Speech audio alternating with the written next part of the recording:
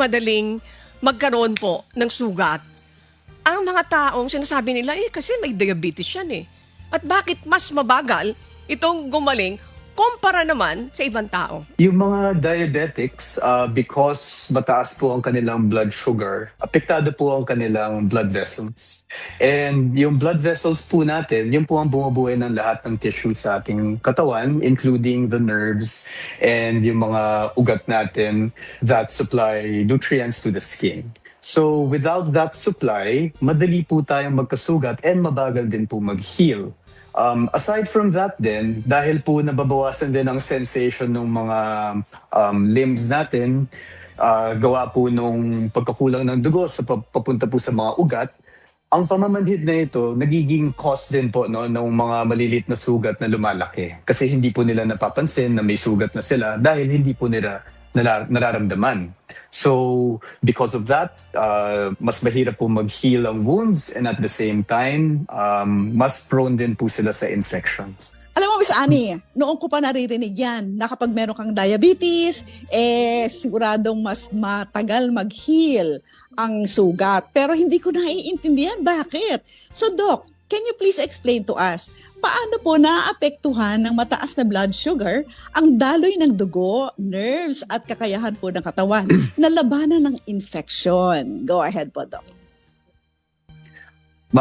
Let's split that question muna, no? Let's deal with blood vessels po, no?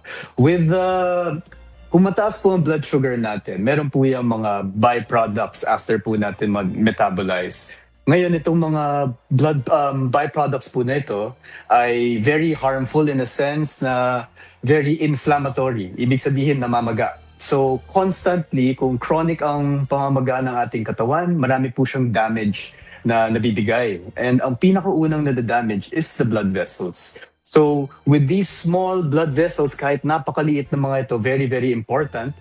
Kung nasira po ito, magkakaroon po tayo ng kakulangan sa nutrients dun sa mga maliliit na structures and ultimately, mamamatay po sila slowly. And yun po yung cause kung bakit po nagkakasugat. In short, yung sugat po natin ay minsan mangyayari po siya kahit walang trauma. Dahil po sa kakulangan ng blood supply, yung oxygen, dahan-dahan po siyang namamatay, ang tinatawag po natin parang ulcer. Sometimes naman po, meron po tayong small traumatic wound na lalaki po dahil nahihirapan po mag-heal ang sugat. Ito naman po ay due to the fact na yung sinasabi po nating high blood sugar will cause the immune cells natin to slow down and hindi po nila magagawa yung trabaho nilang mabuti. Importante po na malaman natin na ang healing ng mga sugat, nagsisimula rin po yan sa immune system natin. With the help of our immune system, yung mga bacteria and yung mga dirty things, nalilinis po yan naturally ng katawan natin to a certain point.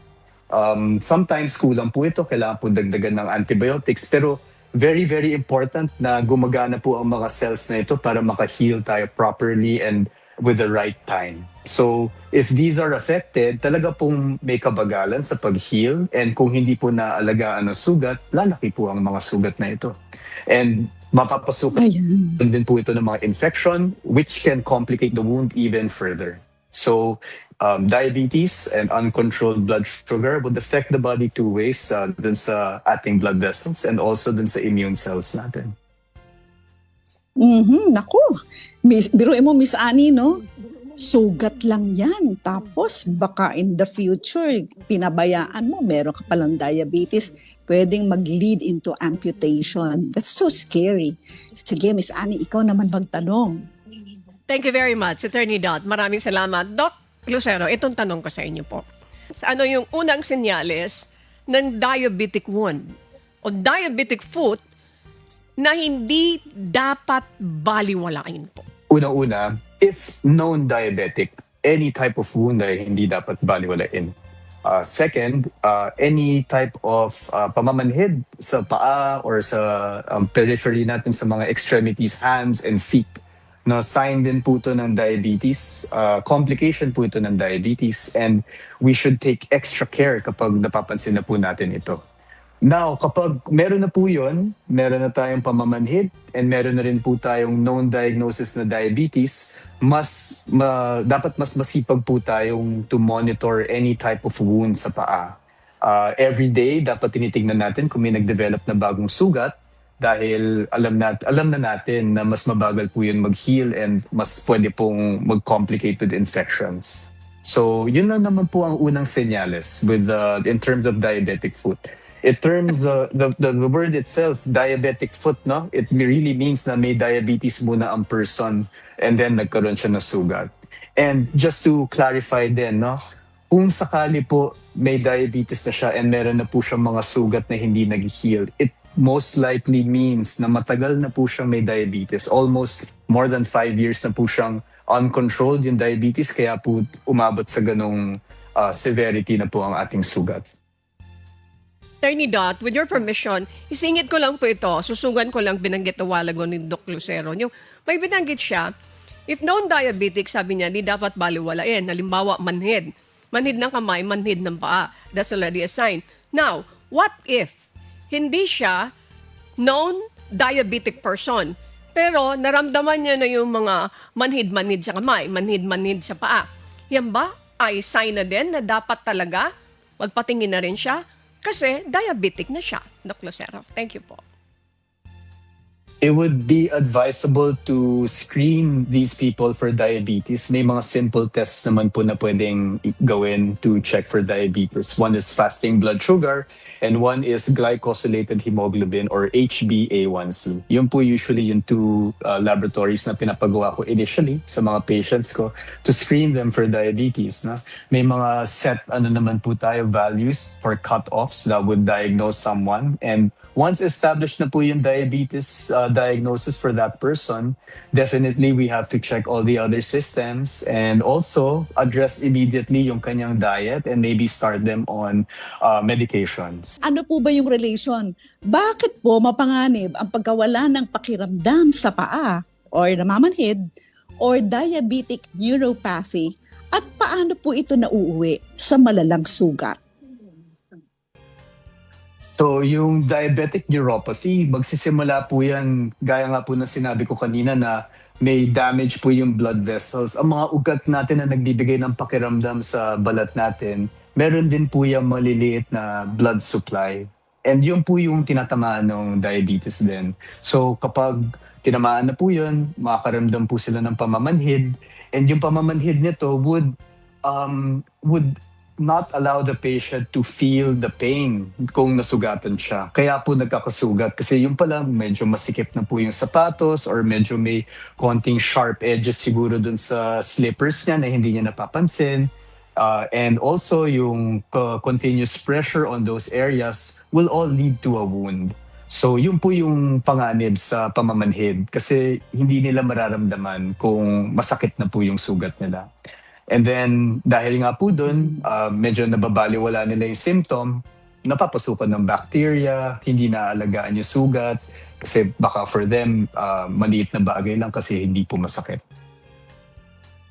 Kaya talagang very important magpa-check up. Yan po ang advocacy po namin ni Ma'am Annie. Kapag birthday po ninyo, wag na po magpa-party at maglasing-lasing. Gastusan po ninyo yung check up. Ayan, sige po. Miss Annie, ikaw naman. Thank you for that, Attorney Doc Lucero. Itong gusto ko itanong ulit sa inyo. Let's say, for example, kapag may sugat ang isang diabetic patient, ano ang tamang first aid at ano ang mga bagay na hindi dapat talagang gawin sa bahay ng isang pasyente, ng isang tao? To cut it short, no? To simplify it, kapag may sugat na siya and non-diabetic, he or she should go to a hospital and look for a wound center. No? Yung wound centers, these are specialized centers within the hospital na covered ni PhilHealth, and we can actually give adequate treatment there and then. So what they should not do ay wag po nilang kukut-kutin yung sugat, wag po nilang pipigain, and wag po nilang aapakan ulit kung sakaling may sugat na po dun sa talampakan ng paa. Another thing na initially na pwede nilang gawin is to clean the wound, okay? Always clean the wound, always keep it clean. Use gentle cleansers, usually very sterile water or mineral water, yung mga nakaseal po sa bote, that's very clean. You can use that to wash the wound initially, and then you will cover it. Tatakpan lang po ng sterile po na gauze. And then, dahil nga po we can't assume na everyone will have yung mga antibacterial wound dressing sa bahay, kaya po dapat pumunta sa hospital para po maka-visit sila sa mga wound center and mabibigay po yung appropriate antibacterial dressing para to prevent infections. So, with diabetic wounds, ang pinaka strategy po namin as doctors is just to always keep the wound clean and to advise the patient na lilinisin po niya and papalitan din po niya yung type of footwear niya para malambot and iiwasan din po ng any type of pressure on the wounded area. Earlier, Doc, you told us that you have to do everything para hindi lumala yung sugat. So, Doc, please enumerate to us, ano po ba yung mga karaniwang pagkakamali ng mga pasyente na nagiging dahilan kung bakit lumalala ang sugat? Go ahead po. Lalala po talaga yan kapag hindi sila mag-seek ng medical advice. Oo, no? Kasi definitely nasa isang punto na po sila in their health na kailangan na po nila ng gamot, kailangan na po nila ng surgical treatment sa wound nila para matanggal po yung infection. And also, kailangan din ma-offer sa kanila yung various modern ways of wound care. Okay? These are all available sa mga wound centers po natin, and definitely it can also be done at home kapag nabigay yung mga proper wound dressings. Meron po kaming simple acronym na sinusunod, no? It's called the TIME concept, TIME, which stands for Tissue Infection, Moisture, and Edge Control. So in terms of that acronym, yung tissue means we should address yung tissue involved, meaning we remove all the infected tissue para hindi lumala. And yung infection part is also addressing the infection by using the topical wound dressing or maybe antibiotics if needed, usually combined, no? Especially for diabetics. For moisture, this one naman will prevent the wound from getting bigger by protecting the edge of the wound. And then yung pinakadulo na is kapag medyo natawid na po natin yung patient from those three factors is edge management, meaning pinapaliit na po natin yung wound hanggang magsara. No? It takes a lot of effort and time, especially for diabetics, pero ito po yung ating core strategy for all patients. May mga peculiarities within each step, and then every case is different, pero definitely naman, whatever is available, binibigay talaga po sa patient lahat. Kailan dapat magpatingin agad sa doktor o wound care specialists? Ano ang mga warning signs na emergency na ang isang sitwasyon? Dr. Lucero, thank you po. Any type of wound na diabetic should be seen immediately. Kasi kung ma-address po natin kaagad, hindi po lalala. No? Or if ever man lalala, hindi po magiging critical yung patient. The moment na nagiging emergency po ito is kapag grabe na po yung infection at yung kalat na po sa katawan na tinatawag po nating sepsis. So ito po yung pinakaayaw natin. Yung infection po na galing sa paa, kumalat na po, nasa dugo na po ng patient at pwede pong pumunta sa iba pang lugar.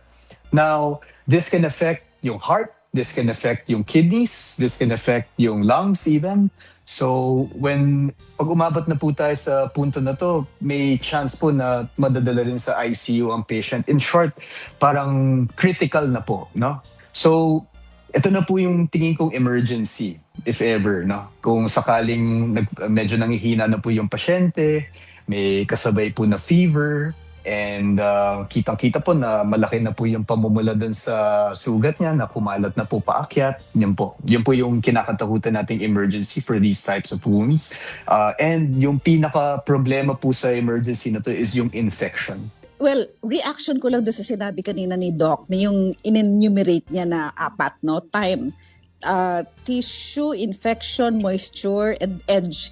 Doc, doon sa moisture, hindi po ba sinasabi sa atin kapag basa ang sugat mo lagi, mas lalo na hindi yan gagaling? Tama po ba? Or ano po ibig sabihin ng moisture? Can you explain that again? Yes, moisture means moisture balance. So, wala talaga siyang specific value, but it's really to keep it moist. Kasi when we studies have shown na when dealing with healing wounds, keeping it in the optimal moisture level will heal the fastest. Heal faster than even dry. No? So one way to look at it is if it looks dry, you add moisture. But if it looks wet, you reduce moisture. Basta dapat hindi po siya basang-basa, hindi rin po dapat siyang tuyong-tuyo. So, mahirap po to come up with something on your own to address the moisture, which is why yung mga certain wound products designed for these types of wounds already have that in mind when the product was being developed. It's good to know that all of these wound products that are widely available in our country, they all follow this time concept. So some examples of these wound products na deal with moisture balance are mga tipong foam dressings, no? So yung foam dressings, kung may sobrang fluid po dun sa wound, ma-absorb po nung foam. But dahil po na-absorb ng foam, na-maintain po niya yung moisture above the wound. So with that, na-maintain yung moisture balance ng wound. If the Yeah. wound is too wet, Okay. napupunta po yun sa parang maceration, meaning parang nalalamog, no? And kapag too dry naman, yung mga kakahil lang po na wounds, pwede pong parang mag-flake off, parang nangangati, parang nagda-dry up, no? Ayun. And I see. nade-delay po yung healing kapag ganun. So, yun nga po, in-emphasize po namin na for wounds to heal the fastest, it has to be moist. Not wet, not dry, but Okay. somewhere in the middle, moist. Wow, that is really something new that I learned today, because we always were told that you have to keep it very dry so that your wound will easily heal. Hindi pala. Dapat pala may moisture din. I think the best would still be under the supervision of a doctor who understands what is the proper moisture Yes, for yes. your wound. But Doc, okay, isa po sa pinakamalaking kinakatakutan po ng mga may diabetes ay yung amputation. Doc, tell us Yes. please, kailan po umaabot sa point na kailangan ng putulin ang paa o daliri, at maaari po ba itong maiwasan? Sige po, Doc. May iwasan po natin ito if we act early. So, yung amputation, it's a common thing that happens to uncontrolled diabetics with infected wounds. No? It's usually the decision process for amputation revolves around yung blood supply. So, to really check if the patient can prevent or can avoid being amputated, chine-check po talaga yung daloy ng blood flow dun sa limb niya na affected. No? If there's certain decrease in blood flow that's associated with the diabetic wound, mababa po ang chances of survival nung wound na yun to heal. So with that case, we offer the patient amputation kasi po if we don't, yung infection pwede pong kumalat, or it could entail na a very, very long treatment over a year na baka hindi rin umusad yung healing ng patient. So, yun po. We usually refer to vascular surgeons first to really evaluate the patient kasi minsan may options din na pwede nilang dagdagan yung blood supply. Kung kukuha po sila ng mga vein graft, para po madagdagan yung blood supply to that limb, yung mga tinatawag pong bypass, pwede po yun, no? Pero not all patients are eligible for that, and not all patients can also avail of that. So, in terms of amputation, sometimes kung talagang advanced na po talaga ang disease and heavily infected na po talaga yung sugat, instead of treating it, we have to cut it off para hindi mag-spread yung infection niya. Ayun. Clear, Miss Annie. Kaya Yes. siguro talagang unang-una na huwag tayo magkaroon ng diabetes para hindi That's natin correct. pinoproblema yan. Ano ang mga makabago na Attorney Dot, pamamaraan ng paggamot ng diabetic wounds na makakatulong upang maiwasan ang malalang komplikasyon and in the long run, magiging amputation na. Ma-amputate yung inyong mga parte ng yung paa ninyo o kung ano man yan. Doc Lucero, sige nga po. paliwanag niyo itong bagay na ito. Thank you po. Yung mga advances po natin in wound care ay nagre-revolve around the wound dressings na ginagamit natin. So, may mga antibacterial dressings tayo that have silver, as in yung silver, as in AG na silver. Yung silver ions po na to na naka-incorporate dun sa wound dressings, nakapatay po ng bacteria. And yung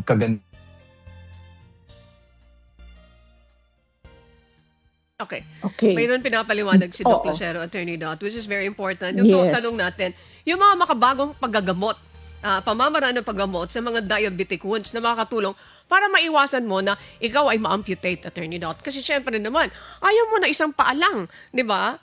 O pinutol yung isang paa kasi hindi mo naalagaan yung sugat mo. Alam mo, Miss Annie, as I said earlier, dapat talaga maiwasan natin ang diabetes. Hindi naman po mahirap yan kasi meron siyang warning. Meron siyang That's parang correct. pre-diabetes. Kaya kung nagpapacheck ka every year at nakita mo na ikaw ay meron ka ng pre-diabetes, then do something about it already. Ako meron ako mga kakilala, Miss Annie, na nalaman na nila na meron silang pre-diabetes, tuloy-tuloy pa rin sa cake, sa kung ano-ano matatamis, sa mga soft drinks. So, natuloy yan, hindi ba, Miss Annie? Anyway, Miss Annie, I think Dr. Lucero is already available. Yes. Doc? Yes, back Sige. to what Can I you was hear- saying. okay. No, sorry Yes, po, go ahead, naputol. Yeah. Yeah. So, yung last ko po atang sinabi was negative pressure wound therapy.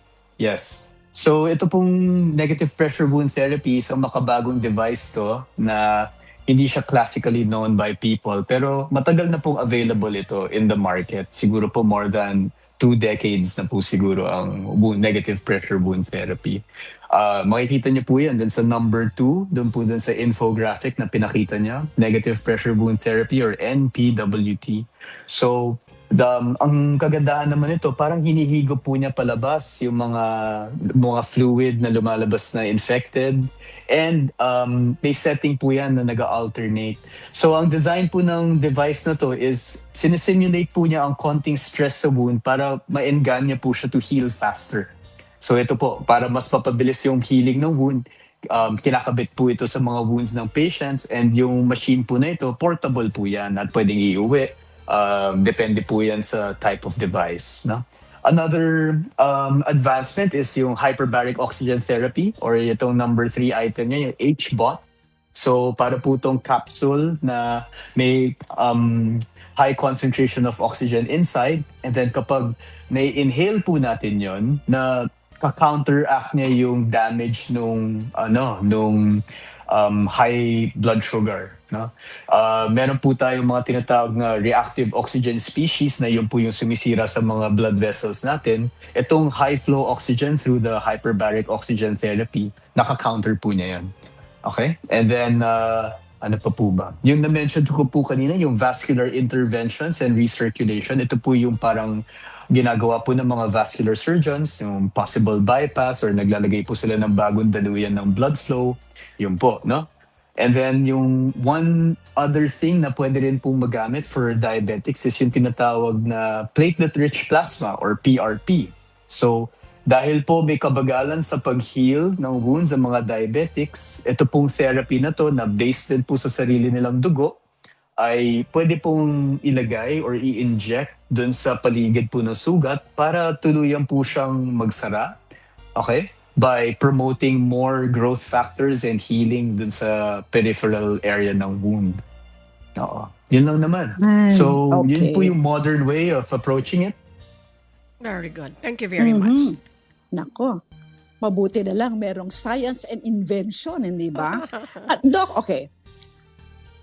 Earlier, you told us na kapag may diabetes, mahirap nga pagka nagkaroon ng sugat, lalo naman mahirap kapag nagkaroon ng infection. Can you please tell our viewers now, especially those who have diabetes, ano po yung tamang daily foot care routine na dapat po gawin ng bawat tao na merong diabetes upang maiwasan ang sugat at saka infection? Kasi, Doc, just to let you know, marami pong pumupunta sa serbisyong bayanihan nang hihingi ng artificial leg simply because na amputate na po yung legs nila, no? Kaya siguro marami po talagang nagkakaroon ng infection na nag-uumpisa sa paa. Go ahead po, Doc. First and foremost, yung diet and yung medications kailangan tama. So, once na-establish na po natin yun, yung daily monitoring for any types of wounds ay syempre titingnan niyo po talaga yung paa niyo and titingnan din through a mirror, papansinin niyo po even in between the toes. Kung sakaling may sugat na maliit, huhugasan niyo lang po with clean water and then with a mild soap and then you just dry it. Tapos nun, kung nakakuha na po tayo ng wound dressing from the hospital, ilalagay lang po natin yan over that wound para to keep it clean. Second, we need to always check yung footwear natin. Maybe yung footwear po natin is causing the wound. So, baka po kailangan maglipat muna ng ibang type of footwear or palitan natin yung sandals to something softer. And also, yung kung sakaling may sugat na po on one side, syempre, huwag niyo pong tatamaan on that side. Iiwasan po yung paggamit ng paa. Ano pa ba? Yung pagsuot po ng socks, make sure din po na check niyo po yung socks after. Baka po may napansin na pong blood stain, yun po yung senyales na may sugat na rin po. So that's one way to check then. And once regular checkups then with the doctor and the podiatrist or the wound center para talagang na-address po lahat ng concerns ng patient. Ayun, Attorney Dot. Okay. I wish we can Napakagaling have naman. you back Oo. again. Di ba, Attorney Dot? Parang Wish FM. Yes. Yeah. Kasi napakahusay. Napakagaling, Attorney. Miss Annie. Pero Miss Annie, before we let him go, maybe we can ask him for a few parting words para po Yes. sa mga nakikinig po sa atin na mga wala pang diabetes or meron ng diabetes, ano po ang advice po ninyo sa kanila? My advice po is diabetes is something that can be avoided, no? Na nasa tamang diet po, hindi po kailangan maging miserable para makasunod po sa tamang diet. Pwede po maging masarap pa rin ang pagkain kahit na healthy siya. So always make sure na you're checking with your doctor, lalo na if you have family history ng diabetes, para po maagapan po natin ang lahat. Prevention is the best cure in this case. And lastly is kung nandiyan na po ang problema, visit a wound center. These wound centers now ay maganda po ang coverage po ng PhilHealth at malaki po ang may tutulong sa inyo. Ayun, very well said. Talaga, Miss Annie. Prevention is much better. Ano ba yan? Ano yung saying na yon? An ounce of prevention is better than a pound of cure.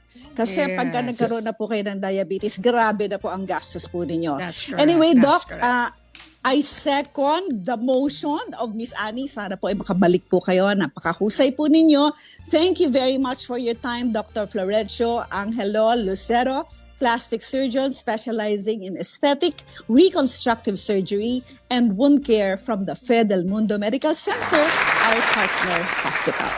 If you liked or learned from this video, please click subscribe. If you liked or learned from this video,